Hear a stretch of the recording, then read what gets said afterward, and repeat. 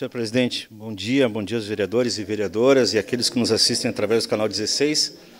E já agradeço o vereador Edi Carlos pela cedência do espaço.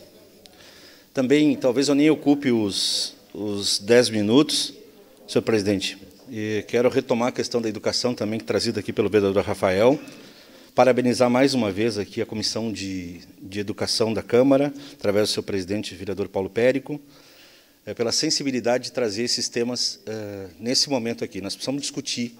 Ontem foi uma reunião de quase 3 horas, foi praticamente um fórum sobre educação aqui, com secretária, com coordenadora, com promotora, com profissionais da área de educação, com a presença muito boa de vereadores, com muitas pessoas assistindo através dos canais das redes sociais, muitas pessoas interagindo, assistindo depois, porque esses programas que são feitos ao vivo aqui depois, eles ficam disponibilizados nas redes sociais. Quem não veio, quem não assistiu, pode assistir em algum outro momento, pode fazer uso, inclusive, desses conteúdos.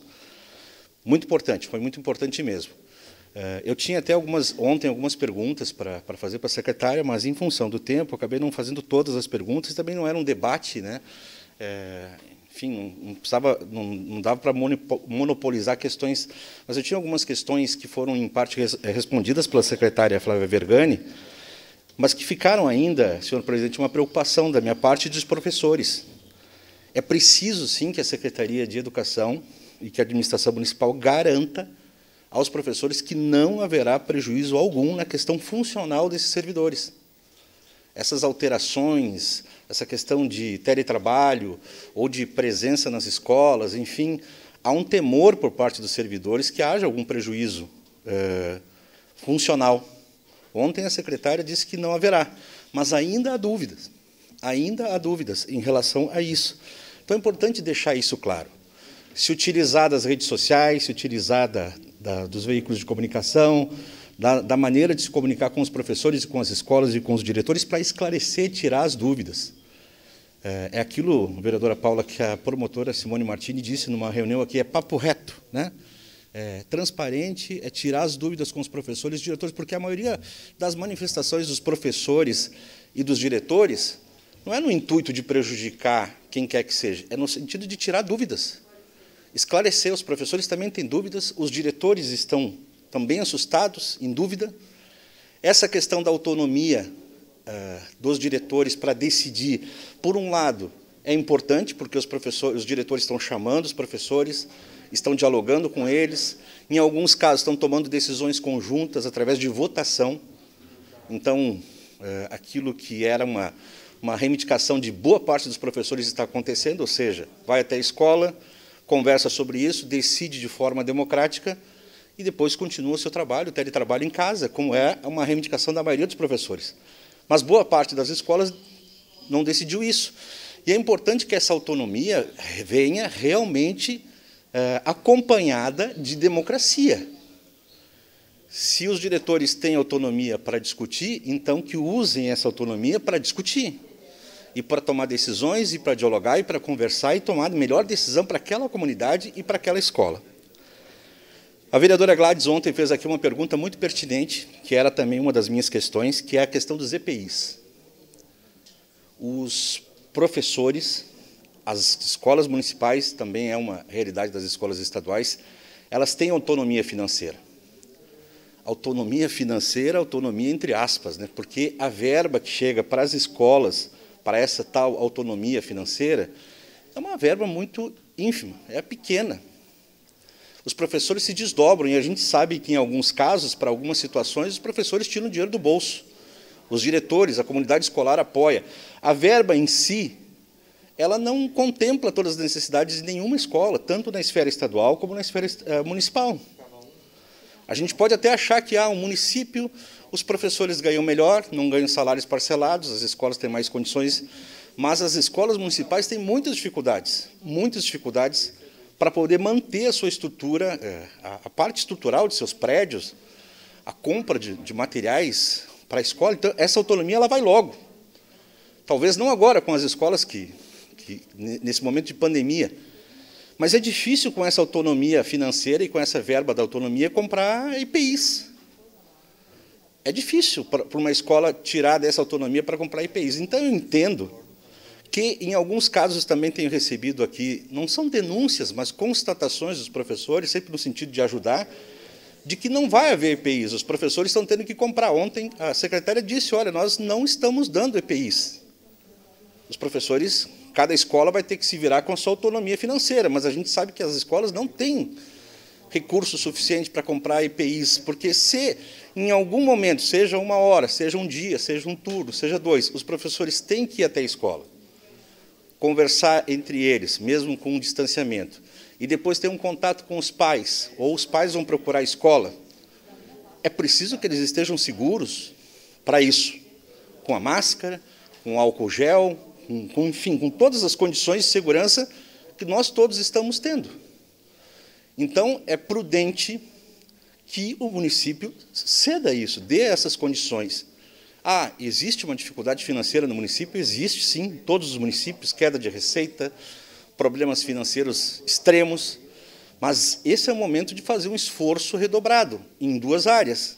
A área de educação, na área de saúde, o município tem feito uma verba muito superior daquela que é o limite, inclusive se desdobrando para poder financiar questões de hospitais, enfim, está fazendo a sua parte, está tentando. E na área de educação tem que se desdobrar também. Os professores precisam trabalhar com segurança. E se são essas as decisões, seja um turno, seja 2, seja 3, seja 4, tem professores que eles têm algumas escolas, eles trabalham em 1, 2 escolas. Então, se numa escola decidiu não ir lá, a outra decidiu ir. Então, ele, em algum momento, vai ter que deixar o filho, vai ter que deixar a sua realidade, vai ter que deixar a sua segurança de saúde para se deslocar até. Então, precisa ter essa segurança. Ah, comprem a sua máscara, tenham os seus EPIs, ok, pode até ser assim, mas eu acho que o município tem que fazer esse esforço, tem que redobrar esse esforço em relação aos profissionais da área de educação, sejam eles professores, diretores, e aqui é bom destacar o seguinte, os diretores estão desde o dia 15, 16 de abril trabalhando, não tiveram férias, secretários de escola também, tem muitos diretores de escola que estão entregando pessoalmente as cestas básicas nas casas dos alunos. E esses não tiveram férias, estão na linha de frente, assim como estão enfermeiras, assim como estão médicos, assim como estão profissionais de saúde, estão na linha de frente. Isso não vem muito à tona, mas a gente sabe que alguns diretores estão dentro da escola já nesse tempo todo e estão lá entregando as cestas básicas. Estão fazendo esse trabalho já há algum tempo. O vereador Kiko ontem falou uma frase que me chamou a atenção. Por que confiar nos professores agora, nesse momento, né? Eu estou fazendo essa pergunta. O vereador Kiko respondeu, se a gente está confiando tanto nos médicos, se nós estamos confiando tanto nos enfermeiros, nos técnicos de enfermagem, nos profissionais da área da saúde, vamos confiar também nos professores, né, vereador Kiko? Vamos confiar neles, nos diretores de escola, que também estão se desdobrando para fazer o melhor nesse momento. Vereadora Paula, sua parte.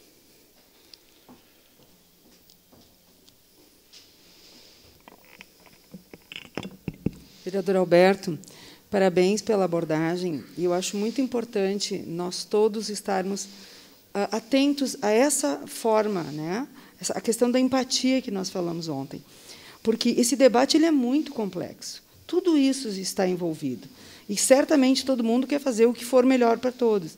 Acrescentando nessa sua fala, a questão que está sendo tratada pela Comissão de Educação também, do ensino privado, que tem todo um movimento para desconto, tem gente que as escolas têm que remunerar os professores, tem a discussão do volta ou não volta. Ontem a Simone Martini, a promotora, falou que conversou, o Ministério Público encaminhou para o governador o pedido de não tratar de forma diferente.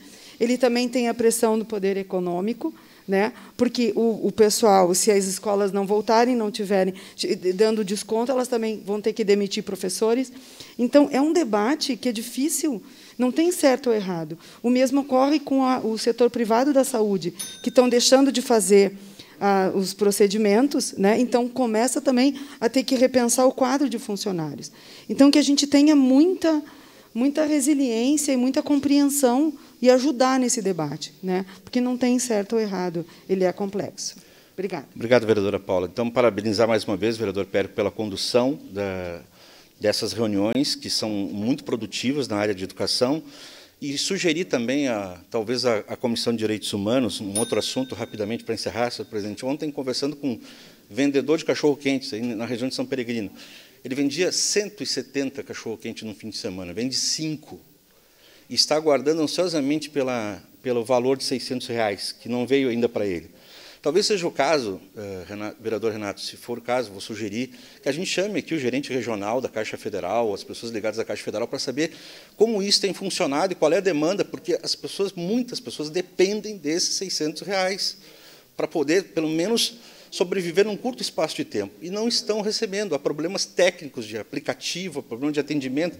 Os servidores da Caixa estão se desdobrando, mas há problemas e muita gente precisa aqui em Caxias receber. Então, fica como sugestão de a gente também ouvir as pessoas ligadas à Caixa Federal a respeito desse assunto. Obrigado, senhor presidente. Obrigado, vereador Edir, pela cedência do espaço.